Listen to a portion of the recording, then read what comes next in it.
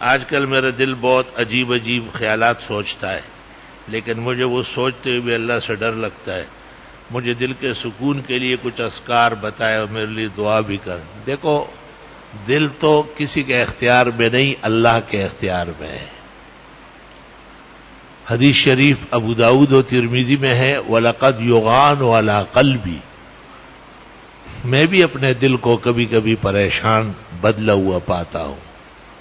وَإِنِّي لَأَسْتَغْفِرُ اللَّهَ 70 مرہ، وفی روایہ 100 مرہ، اور میں 70 اور 100 بار استغفار کرتا ہوں تو دل کو آرام ملتا ہے۔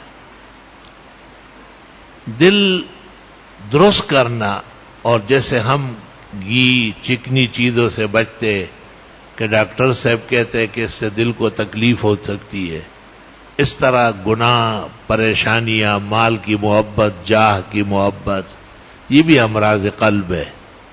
حسد، کینہ، لالچ، بغض، گناہوں کی سوچ فکر، یہ سب امراض ہے جو مختلف طریقوں سے دل کی قوت کو کمزور کرتے ہیں۔ اچھے حالات، اچھے خیالات لائے جائے، انشاءاللہ بہتری ہوگی۔ کثرت سے لا الہ الا اللہ اور استغفار پڑھا کرے۔ میرا دل بہت دھڑکتا ہے، اکثر بے چین رہتا ہوں، کوئی وظیفہ بتا دیں۔ خاموشی سے مصیبت اور بھی سنگین ہوتی ہے، تڑپ اے دل تڑپنے سے ذرا تسکین ہوتی ہے۔ اللہ آپ کو صحت و شفا دے۔